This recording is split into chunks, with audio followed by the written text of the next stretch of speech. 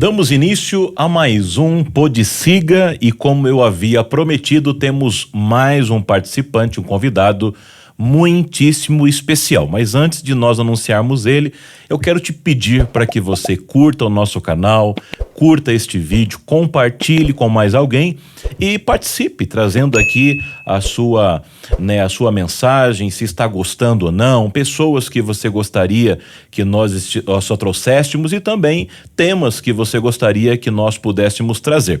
Mas vamos lá, como já prometido, é com muita alegria que eu dou o bem-vindo ao deputado estadual Fábio Oliveira. Meu amigo, seja muito bem-vindo. Muito obrigado, pastor Ivan. Muito obrigado por essa oportunidade, essa honra de poder participar desse podcast aí, né? Tá na nona edição aí, e é um prazer poder estar participando aí dessa gênese, né? No início, dessa ferramenta tão importante de levar informação, de levar conteúdo, de tirar dúvidas, né? De responder questionamentos para todas as pessoas que estão nos ouvindo, nos assistindo e também para o povo de Deus aí. Obrigado, porque desde o começo a gente teve a indicação do seu nome, a gente sabe da sua agenda, a sua assessoria foi maravilhosa, extremamente educada, respeitosa, atenciosa e conseguiu encaixar, né? Eu imagino, mas com certeza não chego à dimensão dos muitos compromissos que você tem no estado do Paraná, e para nós é de verdade, né? É o primeiro deputado que a gente vai entrevistar e eu fico muitíssimo feliz pela sua vinda, tá? Obrigado mesmo. Vamos lá, vamos começar. Eu imagino que haverão pessoas que não conhecem o Fábio Oliveira, a pessoa Fábio Oliveira. Então, comece falando um pouquinho de você, da sua vida, da sua família, né? Quem é o Fábio Oliveira? Vamos lá, eu acho que é bem colocada a pergunta, mas o Fábio Oliveira é um servo de Cristo. Amém. Nascido no lar evangélico, eu venho da Igreja Presbiteriana do Brasil, meus pais sempre servos também, eu venho já desde uma família de bisavós evangélicos. Uma linhagem cristã. Exatamente, e dos 4 lados. Né? Os 4? Dos 4 lados. Eu tenho uma origem alemã, né, que veio da região da Prússia, lá em 1850. Curiosamente, o meu tataravô, ele comprou uma passagem fugindo da situação, né, bélica que estava, da guerra lá na época, em 1846, se não me engano, e ele comprou uma passagem para São Francisco. E pela época que o navio aportou, ele achou estranho, que estava muito quente. Porque ele entendeu que ele ia chegar num lugar que provavelmente estaria muito frio e até nevando. Só que ele comprou uma passagem achando que era para São Francisco, nos Estados Unidos, e ele desceu em São Francisco, em Santa Catarina. Olha só! Então era uma família de luteranos, né? Que todo o HECE, H-E-C-K-E, que tem no Brasil, são parentes, veio uma família só. E eu venho dessa origem, né? Do lado paterno, do lado materno também. Todo mundo muito batalhador, todo mundo trabalhador braçal mesmo. Eu mesmo venho de uma geração, meus pais não tinham uma condição financeira boa, então eu estudei minha vida inteira em escola pública, até a faculdade, porque meu pai falou que não teria condições de pagar uma faculdade particular para mim. E eu entendo que tudo isso faz parte da formação do meu caráter, da minha personalidade, Deus agindo, né, sobre todas as coisas. Tudo que ele faz é bom, perfeito e agradável. Amém. Né? E hoje, graças a Deus, meus pais, pelo suor, né, pela bênção de Deus, eles têm uma situação bem boa. Amém. Professores aposentados, servidores públicos aposentados. E eu venho dessa criação, né, com muita Bíblia, meu pai e minha mãe servindo na igreja, não eram os famosos esquenta-banco, né? Sim. Então, sempre servindo atuantes. E eu cresci com esse exemplo. Tá bom. E agora, recentemente, aprove o nosso Deus levar meu pai. Eu acho que Deus estava precisando fazer alguma obra estrutural lá no céu, de terraplenagem, de drenagem, alguma coisa assim, e ele falou que estava na hora de recolher o Odemir.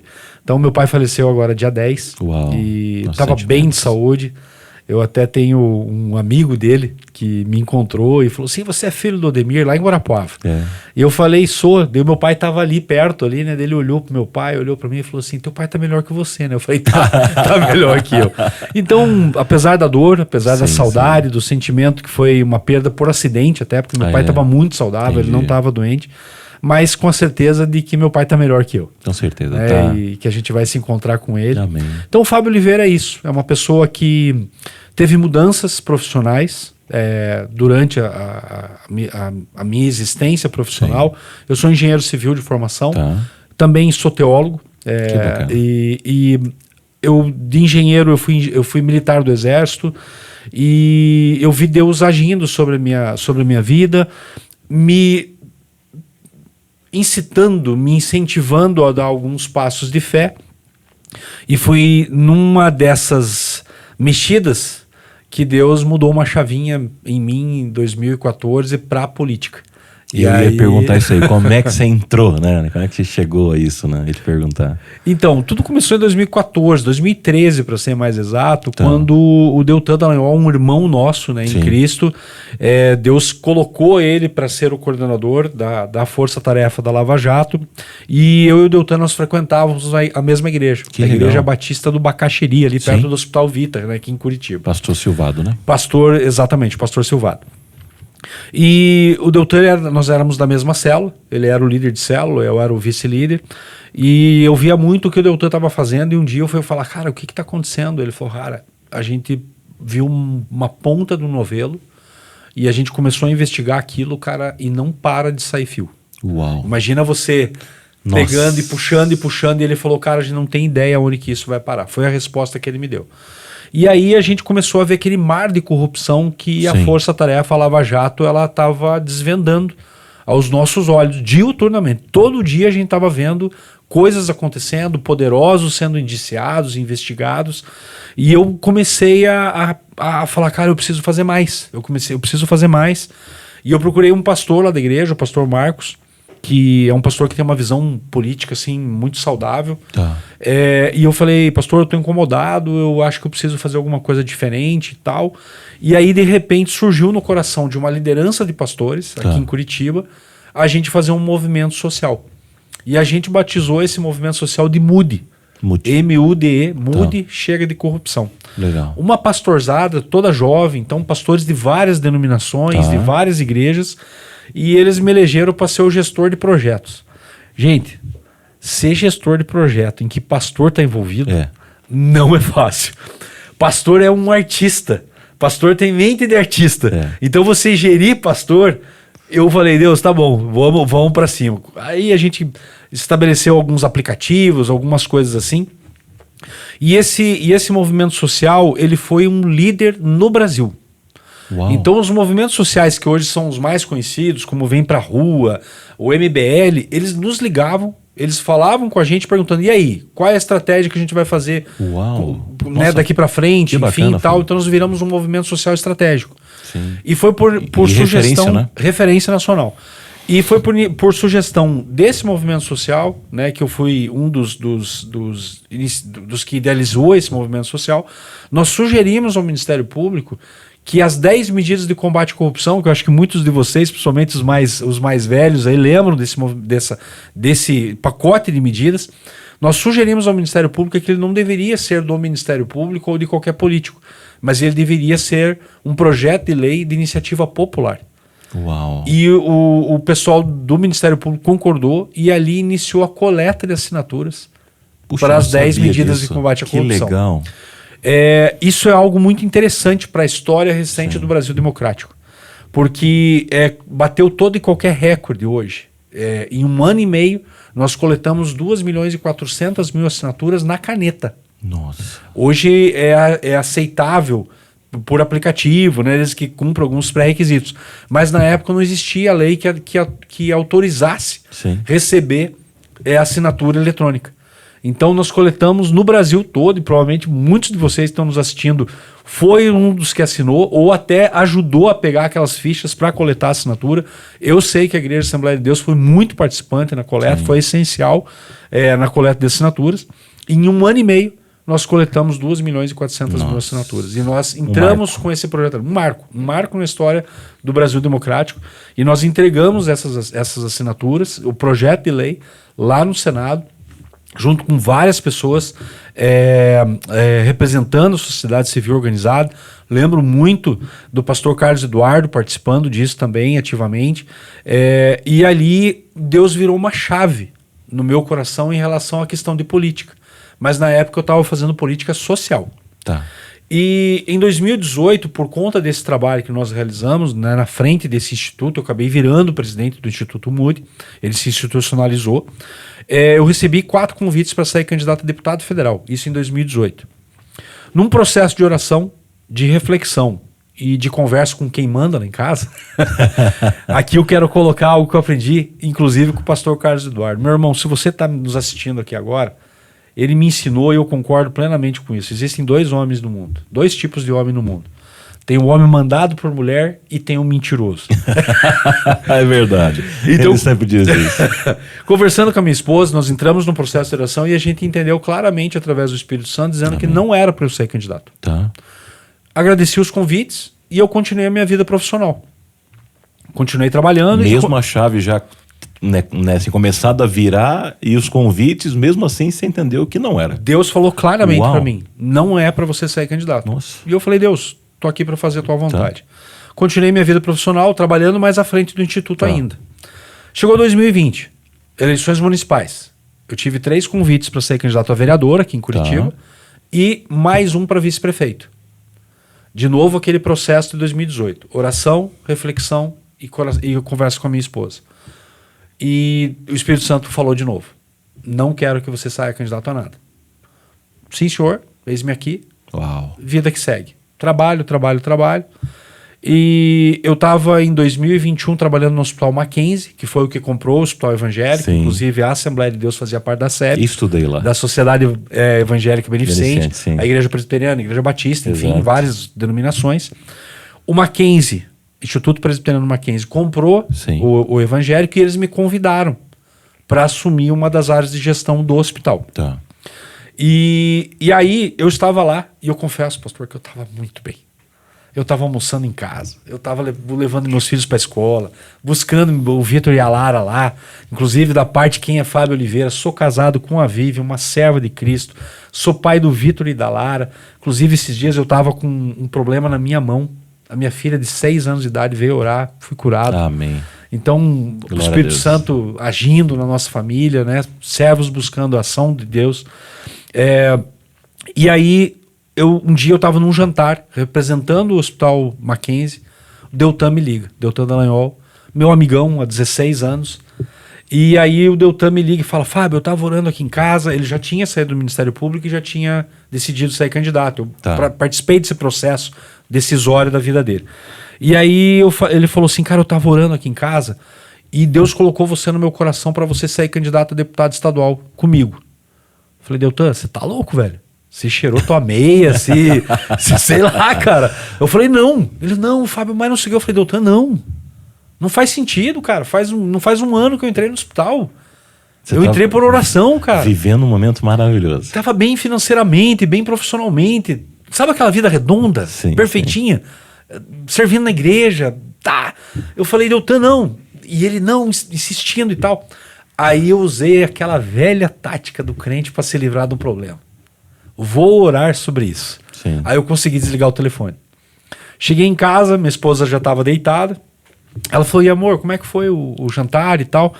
Eu falei, amor, Deltan me ligou. Ela, ai.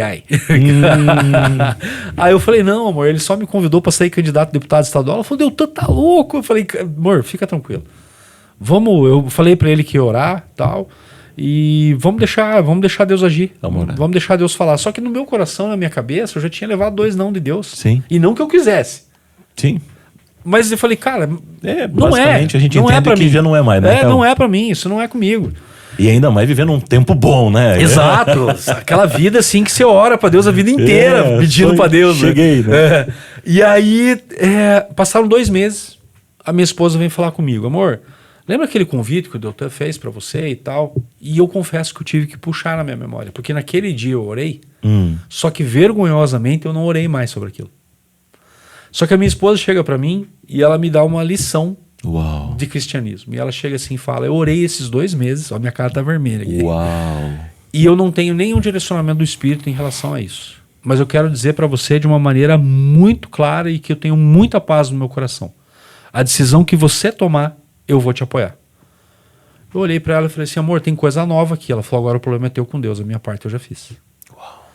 E aí eu falei, Deus, eu vou entrar num período de oração especificamente com o Senhor e eu quero que o Senhor me responda. Eu quero te pedir que o Senhor me responda. O Senhor não tem a obrigação disso, mas eu quero te pedir que o Senhor me responda. E eu comecei a orar. Orar. E de repente eu me senti impelido a entrar num processo de jejum. Peguei um final de semana, jejum à la João Batista, sexta, sábado, domingo. Era domingo de madrugada, domingo para segunda, 2 horas da manhã, eu lembro bem. Eu estava na sala da minha casa orando e eu falando, Deus, daqui 4 horas eu tenho que levantar para ir trabalhar. E o Senhor ainda não falou comigo. Uau. O Senhor é soberano, o Senhor sabe todas as coisas, o Senhor não tem a obrigação de falar comigo, mas daqui a pouco eu vou entregar esse jejum. E a única coisa que eu quero pedir para o Senhor é que o Senhor não permita que eu enterre os talentos que o Senhor me deu. Amém. Quando eu falei exatamente isso, Ivan, o Espírito Santo falou comigo. Eu te preparei para esse momento. E Deus me deu uma visão, com várias imagens, várias cenas, inclusive com meu pai. Eu perguntando pro meu pai, quem é João Batista Figueiredo? Eu devia ter uns 8, 9 anos de idade. E o meu pai me explicando, e o Espírito Santo me trouxe todas essas memórias, todas essas imagens. Enquanto eu estava tendo essa visão, o Espírito Santo fala de novo. Eu te preparei para esse momento. E aí eu entendi a responsabilidade daquilo, eu entendi as decisões que eu teria que tomar. Acordei de manhã, fui dormir, entreguei o jejum, minha esposa acordou. Eu falei, amor, eu quero te contar o que aconteceu essa madrugada. E eu contei para ela, e a gente falou, glória a Deus. Amém. Naquela manhã mesmo, eu cheguei no hospital e pedi o desligamento para dar um passo de fé, porque eu entendi que Deus estava me chamando para um passo de fé. Entreguei alguns projetos que eu estava fazendo e virei um desempregado. E viajei o estado do Paraná inteiro fazendo a campanha.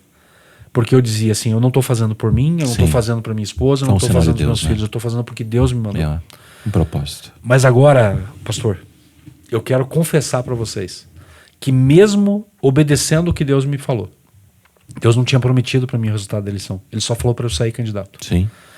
Eu tinha no meu coração que eu não ia me eleger. Ah, é? É uma eleição dura, é muito voto. É. E eu pensei, Deus me tirou e era da a primeira zona... sua também, né? Desculpe. Era a primeira, né? Era a minha primeira eleição. Nunca fui nem né? síndico do prédio. E aí eu pensei assim, Deus está me tirando da minha zona de conforto para eu ser assessor do Deltan. Porque o Deltan estava com a eleição já ganha. Ele estava eleito. E eu viajando com ele, fazendo agendas, indo para o Paraná inteiro, agenda. E eu fazendo o meu melhor. Tá. Mas no meu coração, no meu racional, eu pensando, eu vou ser assessor do Deltan. E que já seria para você, acho que uma cadeira bacana demais, né? Um amigo seu, né? E era o que Deus tinha para mim. Um projeto bacana, né? Puxa, né? Exato. E era o que Deus tinha para mim. E se fosse isso, aleluia. Sim. E aí, dia 2 de outubro de 2022, eu durmo surpreendido com o milagre que Deus fez. Eu fui eleito deputado estadual, o deputado mais eleito do partido que eu tô. Mais votado, né? Deputado mais votado do partido que eu tô. Eu durmo atordoado. Ainda sem saber se era verdade ou se era um filme. Por aí. Dormi atordoado, vendo milagres com os meus olhos. E eu acordo dia 3 e eu vou orar. E eu falo, Deus, o Senhor me surpreendeu. Eu vi um milagre acontecendo. Mas eu quero saber o que o Senhor quer fazer com isso. Sim. E aí o mesmo Espírito Santo que falou comigo naquela noite me dizendo para eu sair candidato, ele falou para mim, eu estou te dando um novo ministério. E eu falei, Deus, e o que o Senhor quer que eu faça com esse ministério? Ele falou, eu quero que você seja sal e seja luz dentro da Assembleia. Amém. E hoje é o que eu tenho buscado ser, tenho buscado fazer. Amém. E Deus tem me dado algumas oportunidades de falar do amor dele, do amor redentivo. 2 deputados já aceitaram Jesus lá. Amém. Um outro secretário, ninguém sabia disso, eu não sabia disso. Era uma pessoa que já tinha aceitado Jesus aos seus 15 anos, estava desviado. E Deus, o Espírito Santo me incomodou para falar com ele, se reconciliou com Deus. Agora estou falando de Jesus para um outro colega lá. E Fábio, que linda história, né? Que linda história, é sensacional essa forma é sutil esse contato sensível com o Espírito Santo, como Deus vem te guiando. Lindo mesmo, olha, um testemunho emocionante mesmo, né? Eu vejo muita gente que fala, não, vamos para cima porque a gente tem que fazer, tem que acontecer, muito na força do braço, né? E às vezes Deus, né, na sua vontade permissiva, deixa e até abençoa, né? Mas contigo eu vejo que, e parece-me que Deus, ele é especialista, ele tem senso de humor, Deus, né? Porque quando você está no melhor momento da tua vida, Deus tira, né? Deus tem muito senso de humor. Vamos lá. E agora, tá? Chegamos aqui, você eleito, né? Como está sendo, né, a tua atuação parlamentar? Como é que tudo tem se construído? O que você tem feito aí, né? Esse seu vínculo que tinha lá com a Lava Jato, como é que tá tudo isso aí? Isso continua 1000 por hora. Eu sou a voz da Lava Jato na Assembleia Legislativa. Ah, é? Eu sou um deputado claramente a favor de princípios e valores que me norteiam, que são princípios e valores bíblicos cristãos, mas eu sou um deputado que defende pautas de combate à corrupção. Eu tenho como engenheiro, eu tenho buscado fazer um mandato técnico baseado em propósitos, princípios, valores. Quem faz o nosso estado prosperar é o setor produtivo, são as indústrias, é o agro, é o comércio. Então eu preciso defender esse setor. Existe uma frase do Barão de Mauá que diz que a melhor política econômica de um governo é não atrapalhar. O governador, ele usa bastante essa frase, só que assim, nós não temos só que não atrapalhar o setor produtivo, nós temos que ajudar.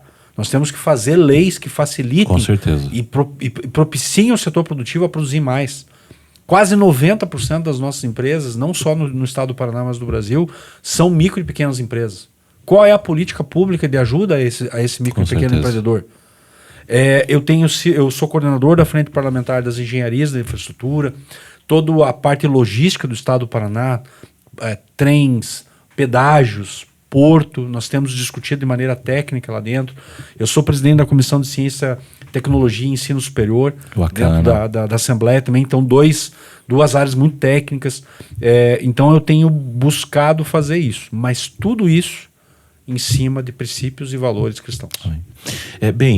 Eu gostaria agora de voltar um pouquinho sobre o que você falou aí, sobre o apoio, né, do micro e pequeno empresário, né? A gente por muito tempo não teve essa visão no Brasil, né?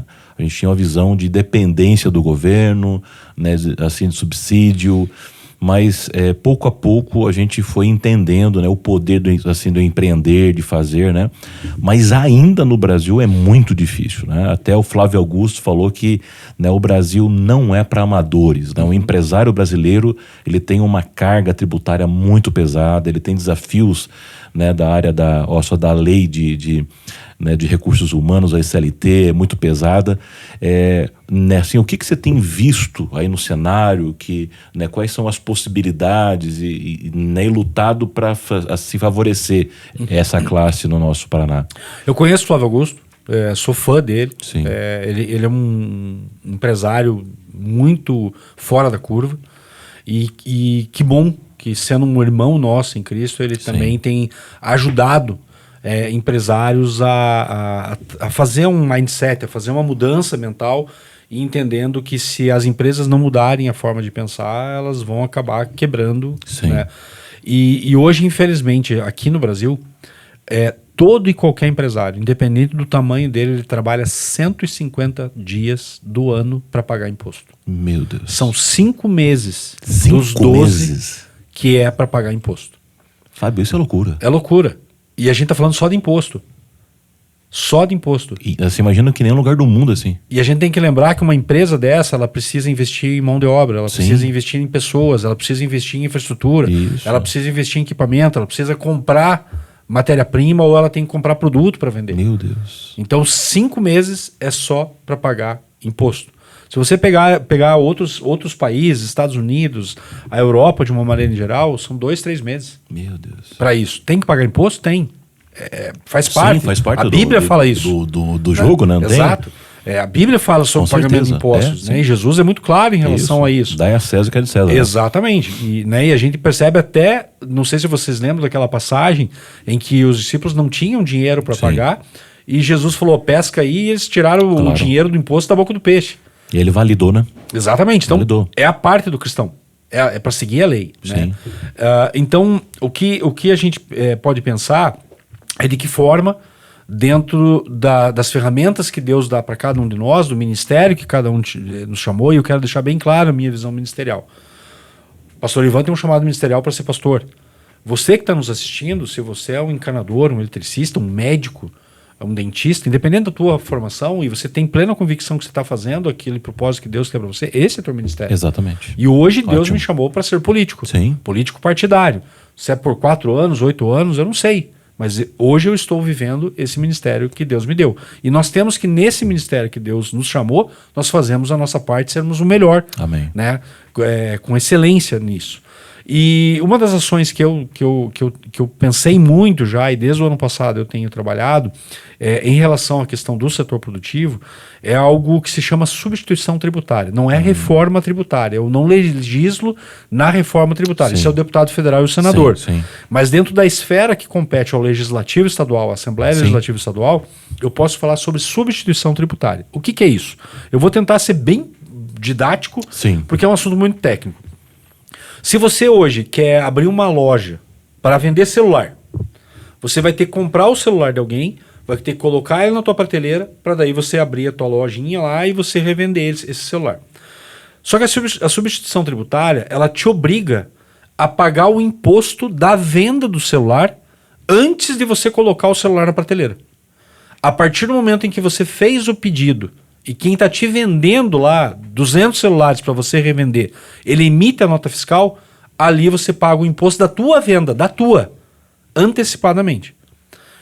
Consequência disso, você vai complicar comprometer teu fluxo de caixa, você vai estar pagando um imposto que não é o imposto real da tua venda, porque daí tem um índice que determina qual é o teu lucro. Então ele acha que você vai ter, por exemplo, 20% de lucro na venda, só que na real você tem 10%. E o imposto que você pagou antecipadamente foi em cima dos 20%. Então assim, por que existe a substituição tributária? Infelizmente, é por causa da cabeça do brasileiro. Sonegador. Sim. Então, para evitar a sonegação e para simplificar a fiscalização da venda de produtos, o governo criou a substituição tributária. Então você paga o imposto antecipado e tudo que você faz é online, então o governo ele tem acesso, então ele não precisa ficar mandando os fiscais lá no teu ponto. Qual é a questão aqui? Primeiro, o índice que o governo entende de lucro está errado e a forma do pagamento antecipado também está errado. Então eu tenho trabalhado em cima disso, eu reuni o setor produtivo, o G7, que são empresas da indústria, são entidades e instituições da indústria, das cooperativas, do agro, do transporte, enfim, de todas as áreas do comércio. É o que move o Brasil de fato, né? É o que move o Brasil de fato. Aqui no estado do Paraná, para vocês terem uma ideia, o G7, ele move mais de 90% do PIB. Nossa. Então mais de 90% do PIB está embaixo dessas 7 federações. Então eu reuni essas federações, junto com o CREA, junto com o Instituto de Engenharia também do Paraná, nós discutimos a substituição tributária e nós fizemos uma audiência pública, várias ações, várias reuniões de trabalho com esse grupo e fomos até o secretário da Fazenda, levando a reivindicação do setor produtivo e eu como deputado estadual representando, junto com todos eles, isso aí. Então, o que nós esperamos agora do governo, o governo já fez uma redução em cima dessa pressão que a gente fez, do governo do estado, eles já tiraram 7 mil itens dessa lista, que é uma lista infinita, e agora nós solicitamos que eles fizessem mais uma redução drástica na questão da substituição tributária. Tem linhas de produtos, como por exemplo bebida, que não tem como tirar da substituição tributária porque ela é muito complexa. Então tem produtos que vão continuar na substituição tributária, mas o que nós estamos agora brigando é que o governo reduza drasticamente essa lista e mude também o índice de cobrança de imposto. É assim, muito importante, eu acho, para quem está nos assistindo, né, entender que existem níveis de atuação, né? até me lembro agora das eleições agora, né? Vinham algumas perguntas, por exemplo, você é a favor ou não do impeachment lá do ministro? O cara falava, cara, eu posso falar como eu penso, mas eu não tenho autoridade e eu não vou ter autoridade como eleito para mudar nada. Então é muito importante o que você falou agora, porque existem algumas leis que você não tem competência para mexer. Isso. Elas são nacionais, né? Enfim, mas existe também dentro da sua competência, né, não poder assim, criar, mas talvez alterar a forma como ela é. Enfim, e até mesmo fazer uma pequena pressão, né, para que o governo, como foi feito agora, e 7 mil itens são itens, hein? Sim, né? Só que tem muito mais ainda para tirar. Mas enfim, a gente precisa celebrar, né, e se alegrar com cada passo, né, conquistado, com cada espaço que a gente conquista. E o nosso pastor Carlos sempre diz que a gente não deve se apequenar e não olhar no nosso umbigo, né? Assim, né, ter uma visão umbilical. E você está olhando aí, bacana, muito legal essa sua atuação para tentar ajudar os nossos empresários. Eu também tenho, né, a minha empresa, tenho lá o nosso trabalho, e a gente luta com tantos gigantes, né? A gente tem que vender, negociar, receber, lutar com inadimplência. Só que tem uma coisa, assim, para quem a gente vende, às vezes não nos paga, mas o imposto todo mês está lá para ser pago. Exatamente. Não tem como não. E se não, vai para a dívida ativa e vira um inferno para nossa vida. Exatamente. Legal. Você comentou também que você tem uma atuação focada também na área do pedágio, né? O pedágio. Eu vou dizer para você o seguinte, como usuário, eu já tive 2 momentos. Um período onde eu estava odiando o pedágio. Bem-vindo ao clube. Odiando o pedágio. E depois o pedágio saiu, né? E depois eu fiquei... Ficou com saudade. Fiquei com saudade dele, porque os buracos, as panelas dava para fazer, né? Mas enfim, né? Parece que a gente vira refém desse negócio, né? Mas vamos lá, você que conhece mais, né? O que você está envolvido? Tem alguma coisa, né? Ou só que você está envolvido com o pedágio? Conta para nós aí. Tá. Deixa eu falar para você, você primeiro e para você que está nos assistindo, assim... O governo, independente se é governo federal, governo estadual, governo municipal, ele não consegue resolver todos os problemas. Isso é um fato. Certo. Hoje, por exemplo, ontem, eu fui num evento e hoje, para mim, esses 2 eventos se somam, onde o governo do estado ele está destinando 100 milhões para o programa de incentivo à criança e ao adolescente. Tá. E hoje ele está destinando 10 milhões por ano para as clínicas de tratamento de viciados. Adictos, tá. Exatamente. Então, assim, por que ele está fazendo isso? Porque o governo ele não consegue abrir clínicas, ele não consegue tratar as pessoas. Não tem então braço, ele precisa de pessoas, das comunidades terapêuticas, para tratar das pessoas que têm esse vício. Tá. Então, no caso dos pedágios, por que eu dei esse exemplo? Porque no caso dos pedágios, o governo do estado do Paraná, ele não tem condições de manter as rodovias do nosso estado, quer sejam federais ou estaduais, em plenas condições de trânsito. Ótimo. Então, o pedágio é um mal necessário. Ok. Infelizmente. Ok. Isso não é uma invenção do Brasil. Eu não sei se você já teve a oportunidade de viajar para fora do Brasil. Deus já me abençoou. Eu tive essa graça de poder viajar para outros países. E você vê pedágio em todo o mundo. Sim. Você vê pedágio na China, você vê pedágio no Japão, você vê pedágio na Europa, você vê pedágio nos Estados Unidos. Eu tive a bênção de passar o Natal e o Ano Novo de 2022 nos Estados Unidos. Então eu desci em Miami, eu peguei um carro, aloquei um carro. Sim. E nessa viagem eu fiz 2.200 milhas.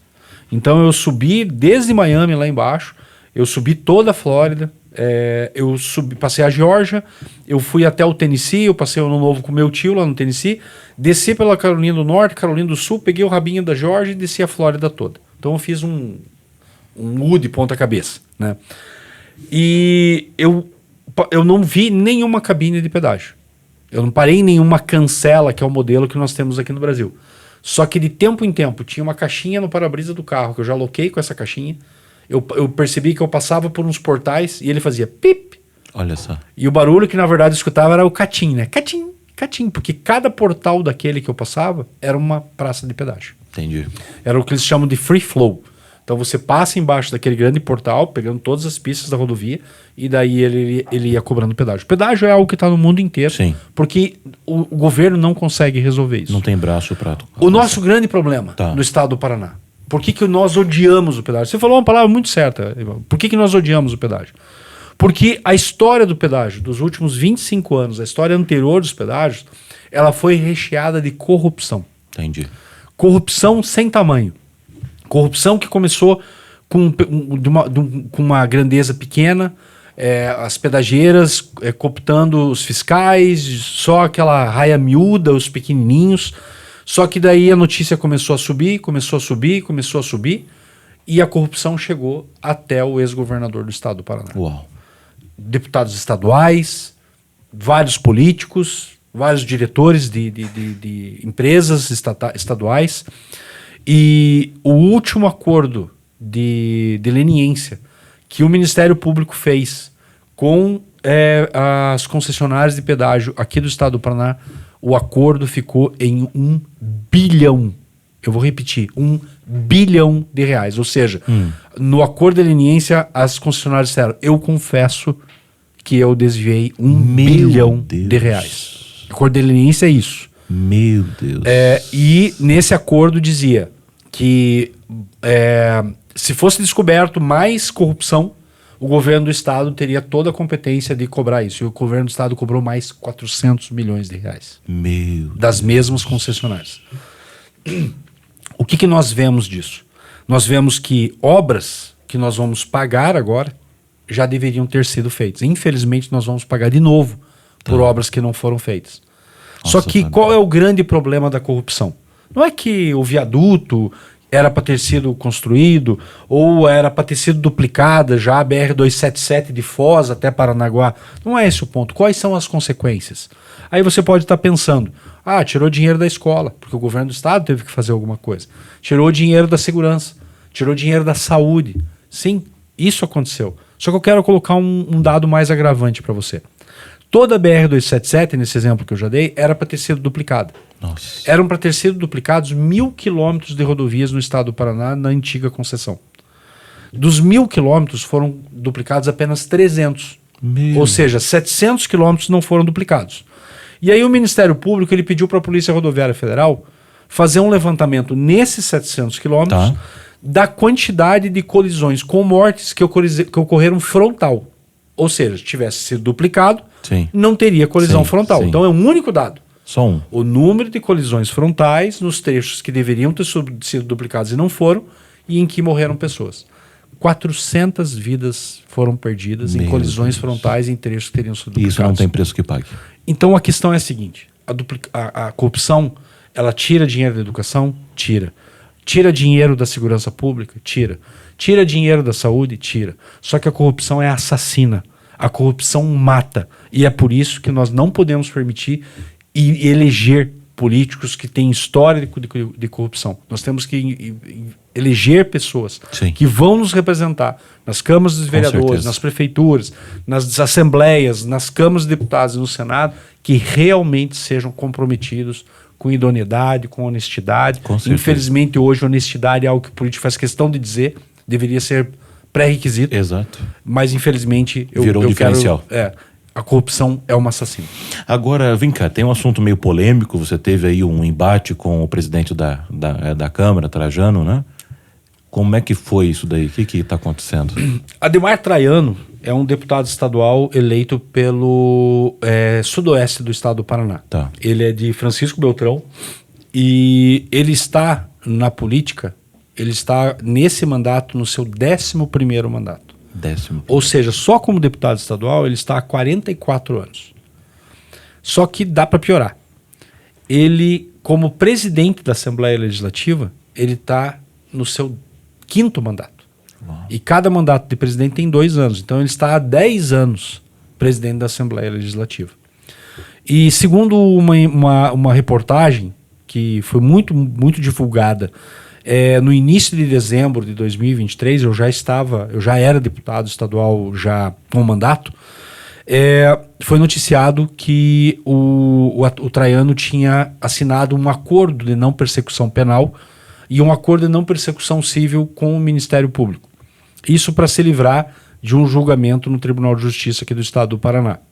Só que nesse acordo que ele assinou com o Ministério Público, uma das cláusulas é que ele confessava que ele havia cometido corrupção. Uau. E ele assinou esse acordo. E mesmo eu confesso de corrupção, mesmo sendo um corrupto assumido, ele continuou como presidente da Assembleia Legislativa. E o meu embate não foi contra ele. Eu digo que eu não combato pessoas. Tá. Eu combato atitudes, eu combato ações. Sim. E de todas as vezes que eu subi na tribuna lá da Assembleia Legislativa, e que eu olhei nos olhos dele, e eu expus o fato, e que eu, olhando nos olhos dele, numa distância curta, eu falava: você não pode mais representar a Assembleia Legislativa. Você está denigrindo a Assembleia Legislativa do Estado do Paraná. Você está manchando a história da Assembleia Legislativa do Estado do Paraná, e eu estou te pedindo que você renuncie o cargo de presidente. Uau. Só que, como um político de carreira, um político que colocou a política como profissão, provavelmente esses anos de político engrossaram o seu couro. Ele foi muito resiliente. Ele resistiu a toda a pressão da sociedade, não foi uma pressão só minha. Provavelmente você deve ter sido uma das pessoas que também torceu para que ele renunciasse ao cargo de presidente, mas infelizmente ele vai acabar o seu mandato como presidente da Assembleia Legislativa. Forte, forte. Imagino, né, o tanto de desgaste emocional, né, que você deve estar enfrentando, né, e falar isso para o presidente é uma coisa que com certeza deve ter consequências para você, né? Mas que Deus te dê graça, Deus te dê saúde, proteção para, né, continuar o seu trabalho representando os valores cristãos. Amém. Vamos lá, mas também tem uma outra área que você tem atuado com muita assim, maestria, que é a conectividade no campo, né? Uhum. Fala um pouquinho para a gente sobre isso. Eu sou presidente da Comissão de Ciência, Tecnologia, Inovação e Ensino Superior. Tá. Como eu falei para vocês, eu tenho buscado fazer um mandato técnico. Ok. Né? E através dessa comissão que eu sou presidente, além desse assunto que eu falei para vocês, tem uma outra ação que até eu tinha esquecido, que a gente fez recentemente. Eu fui convidado pela Federação da Agricultura do Estado do Paraná a ir para Israel. Então, quando eu cheguei, na verdade, quando eu saí de Israel, eu acho que não deu nem 2 semanas, teve aquele ataque. Uau. Lá em que invadiram, sim, né? Que sim. O Hamas invadiu, os terroristas ali, enfim. Então Deus me tirou no momento certo lá de Israel. Né? Mas essa foi uma viagem muito boa, uma viagem muito legal. Eu tive a oportunidade de ir até Jerusalém, né, e ver muitos locais onde Jesus pisou com os próprios pés deles. Isso é emocionante, é algo que eu digo para você, irmão. Se você vai escolher uma viagem internacional para fazer na sua vida, vai para Israel, não agora, não agora, espera um pouquinho, mas vai para Israel. É algo surreal, é algo difícil até de descrever. Mas quando eu estava lá em Israel, eu percebi que Israel é movido por tecnologia. A quantidade de empresas de tecnologia, estou falando de grandes empresas que ficam em Tel Aviv, é maior da quantidade de empresas que tem no Vale do Silício dos Estados Unidos. Quando eu falo Google, essas empresas malucas aí, tem mais empresas desse porte em Tel Aviv do que no Vale do Silício dos Estados Unidos. E eu falei, peraí, Israel cheira a tecnologia. De onde veio essa tecnologia? O que aconteceu? Aí eu descobri que foi a universidade. As universidades, de uma maneira geral, que desenvolveram aquela tecnologia lá de Israel. Para você ter uma ideia, Israel, 70% de Israel é deserto. Hoje eles exportam água para o Oriente Médio. Israel não tinha um pé de banana. Eles exportam banana. Isso é uma das coisas que eu estou lembrando aqui. Eu falei, gente, quem que desenvolveu essa tecnologia? As universidades. Mas como que as universidades sabiam o que precisava ser desenvolvido? O governo pedia para as universidades. O setor produtivo chegava para as universidades e falava, cara, eu preciso que você desenvolva a semente que vai germinar no deserto, semente de maçã. E a universidade ia lá e tal, e não sei o quê. E eu vim com essa lição, que a Universidade Pública de Israel era participativa da criação de riqueza do Estado de Israel.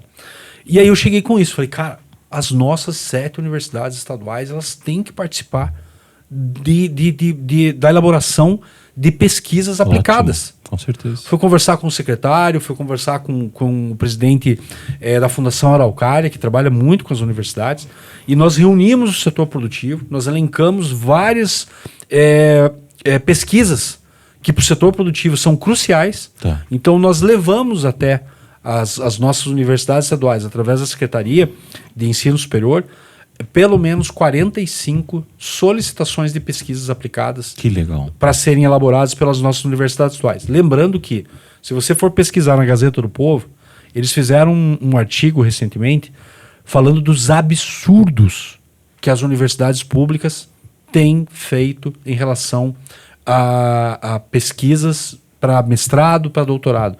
Pesquisas absurdas, gente. Paga com o teu dinheiro, paga com o meu dinheiro, paga com o teu dinheiro, professor. É verdade. E o que eu quero aqui dentro do nosso estado é que as universidades públicas estaduais elas produzam pesquisas que efetivamente tornem o estado do Paraná mais rico e que sejam pesquisas úteis. A gente vê cada coisa e cada absurdo, né? É até vergonhoso, né? A gente vê o que está acontecendo dentro pesquisas de ideológicas, esquerdistas. Teve agora uma sessão lá, uma palestra de uma mulher que cantou um absurdo, se colocou em cima da cadeira mostrando. Uma historiadora, né? Mostrando, né? Enfim, o corpo. Aquilo foi um show erótico, né? Exatamente, né? Isso denigre demais, né, a academia. Eu passei, né, 15 anos da minha vida dedicado à educação. Então isso envergonha a nossa classe e fico muito feliz. Eu tive a alegria, Fábio, de estar lá no ano passado. Eu fui fazer uma lá em Israel e eu fui, né, com um pool de empresários visitar o setor tecnológico. Então, lá em Tel Aviv, lá na região então a gente norte, foi lá, startups, a gente foi em universidades e realmente, né, uma coisa que eu queria saber, eu falei, como é que vocês, né, um país tão pequeno, você falou, né, com tão pouca terra útil, com pouca água, uma população muito menor, vocês conseguem ser assim exponenciais e o Brasil, que tem tudo, não tem. Eles disseram assim, é exatamente por isso, porque a gente não tem. Como a gente não tem, a gente teve que fazer alguma coisa. Então, eles souberam muito bem pegar o limão e fazer a limonada. Então, daquilo que eles não tinham... Na verdade, eles produziram a semente do limão, né? Primeiro. E a gente vê lá, né, cada coisa, né, coisa assim extraordinária. Então, eu fico muito feliz da tua ida e, com certeza, é um local onde a gente tem que passar um tempo lá. E em relação à conectividade do campo? Sim. Que foi a tua pergunta e eu não respondi ainda. Legal. A conectividade no campo, o que é isso? De uma maneira muito clara. Hoje a gente sai aqui em Curitiba, qualquer parte da região metropolitana, e a gente pega o nosso celular e você tá lá com 5G, 4G, dependendo do plano que você contratou. A partir do momento que você sai um pouco da cidade, que você pega uma rodovia e você se afasta um pouco, você já vê que, dependendo da tua operadora, não tem sinal, uma tem, a outra não tem, aquela coisa toda. Isso por quê? É verdade. Porque não tem a conectividade. Conectividade, quando a gente fala, é internet. Entendi. Então, aqui dentro a gente tem Wi-Fi. Sim. Então, nós estamos sob a conectividade. E bem suprido. Saiu ali fora, eu não tenho mais a conectividade desse Wi-Fi. Entendi. Então, conectividade é isso, é o que me faz estar online. Estar ligado aqui, recebendo informações. E hoje, Ivan, os equipamentos que os produtores rurais, e aqui esse é um detalhe importante, não importa se o produtor rural é grande, médio ou pequeno, mas hoje, de uma maneira em geral, os equipamentos que o produtor rural compra já tem tecnologia embarcada. GPS, o equipamento, se tiver conectado com a internet, ele trabalha praticamente sozinho. A gente tem equipamentos, colheitadeiras, que se tiver conectado com a internet, além dele trabalhar sozinho, autônomo, claro que o operador vai estar ali, porque ele não é que nem um carro do Musk, mas ele vai autorregulando as plataformas, o fechamento dos filtros, aquela coisa toda, tudo sozinho. E conectando com a internet e já mandando a informação para a nuvem. Uau. E você vai conseguindo mexer na questão da colheita. Se você está plantando, ele vai dizer, cara, aqui tem que plantar mais fundo, aqui tem que ser mais raso, tudo automático. Quando for fazer a parte de fertilização, ele vai mostrar, ele vai fazer uma análise do solo. Aqui não precisa colocar fertilizante, aqui precisa mais, aqui é um pouquinho menos. E qual é a consequência disso? Aumento de produção e diminuição do custo da produção. Certeza. Então você consegue colher mais com mais qualidade e você consegue diminuir o custo da produção. Tá.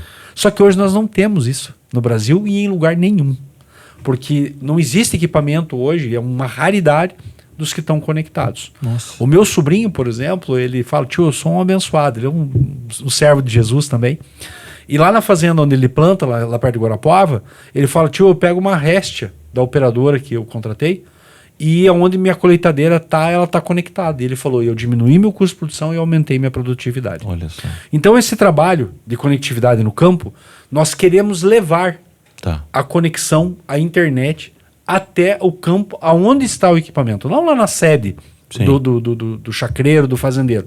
Porque lá hoje isso já está fácil. Isso chega fibra, enfim, consegue fazer isso. Só que a hora que o equipamento sai, ele está mudo.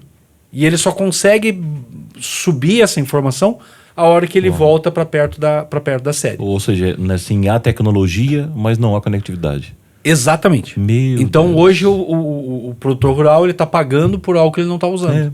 Ele leva um trator de primeira linha lá, de última geração, mas ele não consegue usar. Exatamente. Meu Deus. E aí, conversando com o governador, conversando com o secretário de inovação aqui do estado do Paraná, conversando com o setor produtivo, você veja que a gente tem falado muito do setor produtivo. Muito. Conversando com o setor produtivo, nós entendemos que isso é uma política de estado que tem que ser desenvolvida aqui no estado do Paraná. Olha só. O governador, quando ele entendeu a importância e os resultados que traria isso para o estado, ele comprou a ideia na hora. Ótimo. E nós vamos ter um investimento para agora, em 2025, de 2 operadoras que vão antecipar, cada uma delas, 100 milhões de reais, colocando torres em diversos locais lá no campo do estado do Paraná. Então nós temos só de 2 operadoras 200 milhões de reais e o governo do estado vai investir mais 150 milhões também para que essa tecnologia ela chegue mais rápido. Quais são, além da questão do aumento da produtividade e da redução do custo de produção, que mais que a gente pode ver de benefício para aquela pessoa que mora lá no interior do estado, na área rural do estado? Além de nós entendermos que o filho do produtor rural ele vai ter acesso a cursos e ele não vai precisar sair mais da propriedade rural para estudar, enfim, e o filho continua no campo, ou seja, o êxodo rural, a gente consegue controlar isso, ou reduzir pelo menos, nós temos outros benefícios diretos à população. Vamos lá, segurança no campo. Hoje, quando um produtor rural chama a polícia, quando ele tem telefone, tem sinal para chamar a polícia, ele fala, eu sou o Zé aqui, da chácara perto aqui do rio do não sei o quê. Eu fui roubado aqui, roubaram meu fertilizante, roubaram minha vaca. Aí o polícia fala, como é que eu faço para chegar aí? Não, você vai pegar a estrada tal, depois da cachoeira você pega a esquerda, no Pinheiro você pega a direita e você chega na... E se cortaram o Pinheiro? Acabou. A polícia não chega. Com conectividade no campo, a polícia, ela, já com o GPS que ela tem no carro, ela vai parar na porteira do chacreiro. E o sistema de saúde? Precisa que uma ambulância chegue lá para pegar alguém que se acidentou. A ambulância vai chegar no local da ocorrência. Sim. Porque a pessoa vai mandar uma coordenada. Telemedicina, alguma consulta, tudo, né? Pode ter, né? Vai conseguir fazer a consulta lá na chácara, sem precisar vir para a cidade. Sim, sim. A educação. Hoje, nós temos um sistema aqui no estado do Paraná chamado Educatron. Sensacional. Sensacional. O IDEB hoje do estado do Paraná é o maior do Brasil. Então o Educatron é um sistema tecnológico que ajuda as crianças a estudarem. A escola rural não tem. Por quê? Porque não tem conectividade. Não chega. Então, as crianças da área rural vão ter a mesma educação das crianças da área urbana. Então nós temos vários benefícios. São muitos desafios, né? E o compromisso que o governador assumiu é que até o final do mandato dele nós vamos ter pelo menos 80% do estado do Paraná conectado. Ótimo. Então, isso é algo que nós temos trabalhado. Ótima notícia. Nós temos, dentro da Assembleia Legislativa, através da comissão que eu presido, junto com o governo do estado, nós temos defendido isso e trabalhado e temos conseguido fazer isso acontecer. Nossa, notícia maravilhosa, porque a gente precisa, né, que todo o nosso estado seja alcançado. E lembrando que o nosso estado é o tamanho de um país, né, de alguns países do mundo aí. Por isso que essas dimensões continentais brasileiras são... Nós estamos já indo para o final, infelizmente, o tempo voa, mas eu gostaria que você ainda falasse um pouquinho, porque um dos papéis do deputado, né, é fazer projetos de lei, né? Então eu queria que você desse aí pra gente aí, né, um en passant aí de algumas coisas que vocês têm trabalhado lá, além dessas que você já trouxe pra gente, tá? Tá, eu acho que eu já consegui colocar que a gente está defendendo aqui o setor produtivo. Muita então, vários coisa, né? projetos de lei Sim. a gente tem feito para defender o setor produtivo. E eu falei também no início aqui, da minha fala, que eu tenho buscado ser um deputado baseado, além de ser técnico, baseado nos meus princípios e valores. Sim. Só que os meus princípios e valores, eles são bíblicos. Eles são Sim. cristãos. Sim.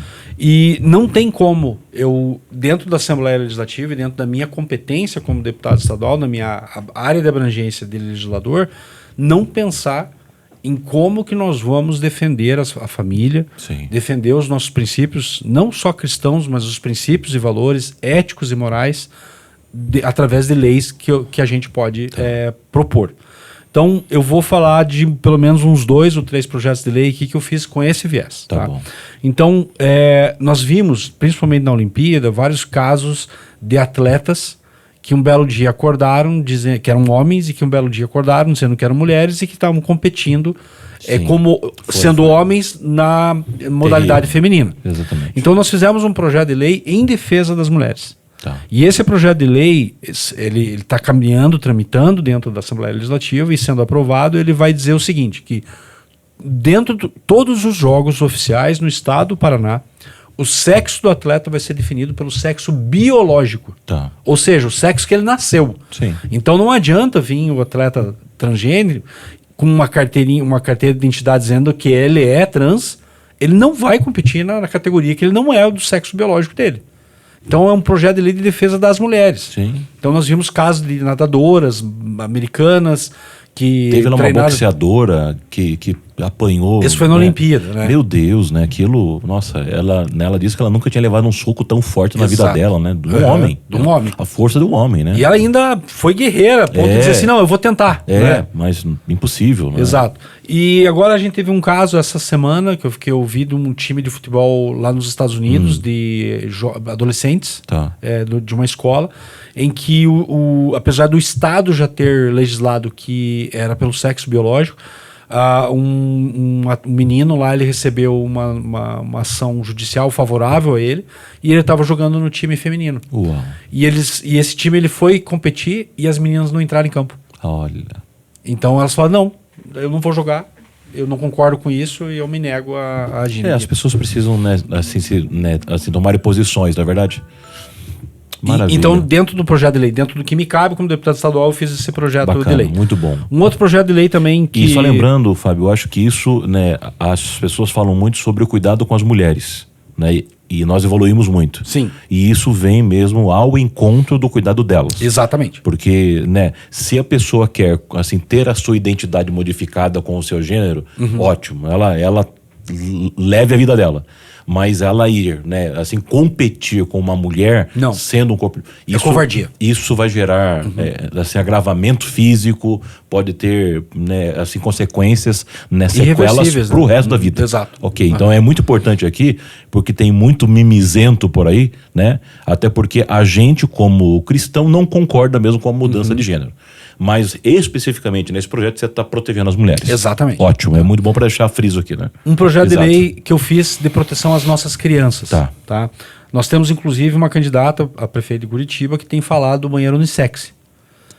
E o projeto de lei que eu fiz, ele diz proibindo que instituições públicas, quaisquer que sejam, a proibição do banheiro unissex. Com certeza. Tem que ter banheiro masculino e tem que ter banheiro feminino. E esse projeto de lei também proíbe que escolas públicas e privadas tenham banheiro unissex. Com certeza. Então, ótimo, em proteção às nossas crianças, nós fizemos esse projeto de lei, também está tramitando.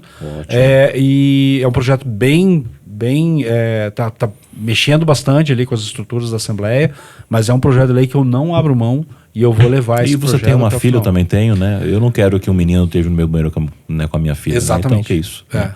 Uma falta de respeito. E o problema é o seguinte, se isso for universalizado, você vai num shopping, que daí não tem banheiro para criança, E o risco é que a minha filha ela entre no banheiro feminino e tenha um marmanjo lá em pé fazendo xixi.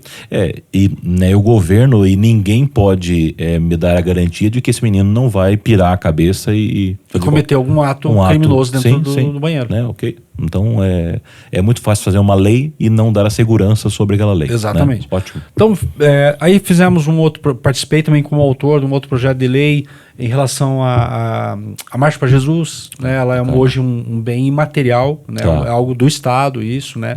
Enfim, são projetos desse jeito que nós temos trabalhado. Tem outros projetos nessa área mais promovendo princípios e valores, defendendo a ideologia, a família, enfim, que nós temos feito lá na Assembleia, só alguns exemplos aí que a gente tem trabalhado. Eu vi aqui que você já trouxe de emenda parlamentar em 2023 mais de 12 milhões. Sim. Né? E neste ano já foi também mais de 12 milhões. Exatamente. Né? Eu sou um deputado independente dentro da Assembleia. Eu não sou base do governo e não sou oposição. Então, as minhas ações, as minhas votações são em cima do que e de quem eu represento. E eu represento o povo de Deus. Então, por exemplo, o governador ele colocou um projeto de lei no final de 2023 no aumento do ICMS, aumentando 0,5%. Eu estudo todos os projetos de lei para tomar minhas decisões. Então eu estudei esse projeto de lei e eu mandei uma mensagem para o governador. Falei, governador, eu não vou conseguir te acompanhar nesse projeto de lei por causa desses motivos. Mandei 7. E ele falou, tá bem, tome tua decisão. Então, a questão das emendas, por que eu falei isso? Porque a questão das emendas, ele tem olhado que eu tenho sido mais um deputado que tem ajudado o governo do que atrapalhado. Eu não sou oposição. Só que em projetos de lei que vão ferir aquilo que eu prego, eu não voto. Eu não voto favorável. E esse é um exemplo que eu dei para vocês. Então eu tenho votado 92% junto com o governo e o governador entendeu que era para eu ser tratado na questão das emendas como um deputado de base. E eu tenho feito isso de uma maneira muito crítica, muito criteriosa e muito crítica. Então, por exemplo, se um vereador lá de Cambé, ele me pede uma emenda, eu vou mandar alguém lá em Cambé para ver se aquela emenda precisa ser mandada para lá mesmo. Boa. Teve caso, por exemplo, que alguém chegou e falou assim, Fábio, manda aqui 100 mil reais aqui porque a gente precisa mandar para a escola X. Aí eu falei, tá bom. Aí eu mandei um assessor para lá, ele ligou para mim e falou, Fábio, a escola tá um brinco. Essa escola não precisa, tá melhor que escola particular. Aí eu falei, que bom, né? Daí eu falei, então me descubra uma outra escola aí que esteja precisando. 3 quadras de lá tinha uma outra escola que estava gluterando dentro do administrativo. Aí eu liguei pro vereador e falei, cara, não vou mandar pra escola A, vou mandar pra B. Daí ele falou, mas daí eu falei, cara, eu vou mandar pra B porque tá precisando. Aí eu falei, agora Deus pula aí, cara. É justiça, né? Exatamente. Claro, então, né? todas essas emendas que a gente tem mandado, eu tenho conversado com lideranças locais, inclusive Colombo. Eu mandei emendas para lá, eu liguei pro pastor Carlos Eduardo, falei, pastor Carlos Eduardo, quais são os problemas hoje de Colombo? Ele falou assim, cara, segurança pública. Eu falei, veja o que o comandante do batalhão tá precisando de viatura. Ótimo. Mandamos emenda de viatura. Curitiba. E eu até estive pessoalmente com ele numa visita. Bacana. E falamos do seu nome. Verdade, pastor, verdade. Ele ligou para você naquele momento, colocou em contato. E realmente lá o batalhão ele tá mesmo um pouco abandonado mesmo assim, né? A gente sabe que nem assim não há dinheiro para tudo, né? Mas ele ficou muito, muito contente mesmo, né? Porque ele estava precisando mesmo lá de fazer umas assim, reparos e também teve as tuas melhores. Né? Legal. Então, assim, desse valor que tem chegado para nós gerirmos, né, como deputado estadual, através dessas emendas, eu tenho sido muito criterioso realmente aonde enviar essas emendas. Aí um problema bom que eu tenho é que pelo apoio do Deltan, quando eu me elegi deputado estadual, eu fiz voto em 358 municípios. Uau. Dos 399 do estado do Paraná. Então, assim, o cobertor é muito curto. Com certeza. Então, claro que a gente não consegue mandar dinheiro para todos os locais, então a gente precisa ser mais criterioso ainda para mandar dinheiro para que efetivamente é onde precisa. Ótimo. Fábio, nós chegamos ao fim, né? Infelizmente, mas eu queria que você deixasse uma palavra do seu coração, né? Para aqueles que irão nos assistir, aqueles que irão compartilhar e vão reverberar aí esse nosso podcast. Mas deixa uma palavra que eu sei que está aí no teu coração, que vai ser muito boa para a gente poder vir e fechar. Não, bacana. Obrigado primeiro pelo convite, uma honra poder ter vindo. Me sinto muito honrado de poder estar aqui nesse podcast que está iniciando agora e com certeza vai dar muitos frutos, né? Porque é uma ferramenta na mão de Deus aí para ser bênção. E o recado que eu quero deixar para você, na verdade, são 2. Um foi um início da minha fala que eu falei sobre a questão do ministério. E eu gosto de resumir muito isso com a palavra propósito. Se a gente acordar de manhã, 5 horas da manhã a gente acorda, toma banho, vai tomar um café, veste uma roupa para sair trabalhar. Se a gente não tiver um propósito no nosso coração, isso não faz sentido. Pagar as contas, pagar boleto, não é um objetivo de vida. Nós temos que ter um propósito.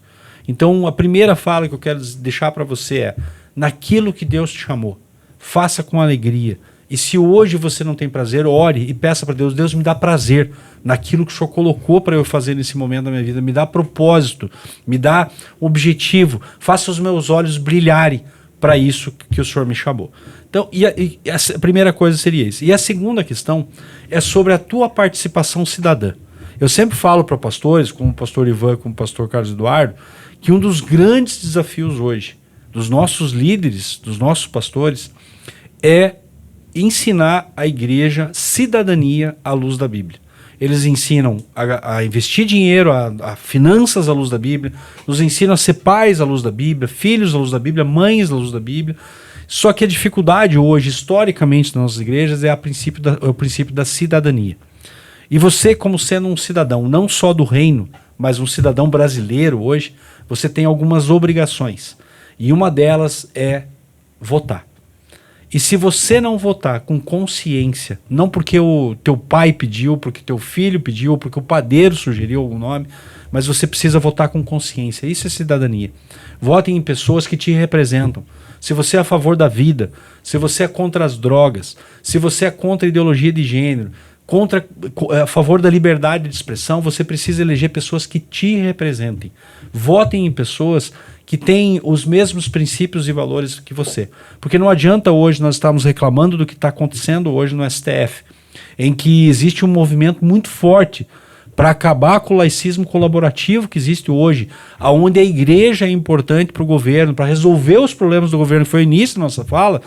E eles querem transformar hoje num laicismo francês, onde a igreja, a ação social, o serviço social totalmente afastado do governo e cada um que se vire. Nós não podemos permitir isso e nós só vamos conseguir vencer essa batalha se nós elegermos vereadores, prefeitos, governadores, deputados estaduais, deputados federais, senadores e presidentes que realmente sejam pessoas tementes a Deus e que nos represente através dos nossos princípios e valores.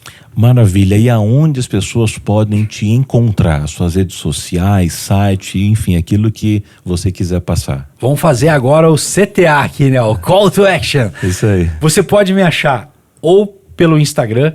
O meu Instagram é @FábioOliveiraPR. P de pato, R de rua, Paraná, né? Então, Fábio Oliveira PR. Você pode também me achar no X, que o X agora até eu esqueci, mas se não me engano é Fábio Oliveira PR, F Oliveira PR, porque o X ficou meio encostadão, agora voltou. F Oliveira PR. E eu quero convidar você também, se você quer saber o quanto que eu estou gastando como deputado estadual, contratando pessoas dentro das verbas de gabinete, eu quero convidar você a visitar o meu site. É fabiooliveirapr.com.br.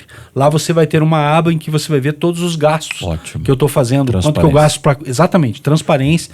Quanto que eu gasto contratando os assessores. Os meus assessores todos entraram lá para me ajudar por processo seletivo. Ótimo. Inclusive agora eu estou fazendo um processo seletivo para um coordenador de comunicação. Eu recebi 80 currículos e não recebi mais porque eu já fechei o prazo. Então agora nós vamos selecionar a melhor pessoa que Deus nos enviar lá para fazer isso. Então quero te convidar, e se você quer fazer uma denúncia, se você quer receber material exclusivo do nosso mandato, não só pelo Instagram, eu quero convidar você a entrar no nosso WhatsApp, que é o 419-9292-9190. Eu vou repetir, 419-9292-9190. Meu amigo, muito obrigado. Deus te abençoe muito nessa sua jornada e nessa intimidade, né? Nessa sensibilidade para conseguir ouvir a voz de Deus diante de tantas outras vozes, tá? Meus amigos, meus irmãos, nós estamos terminando mais um episódio do Pod Siga.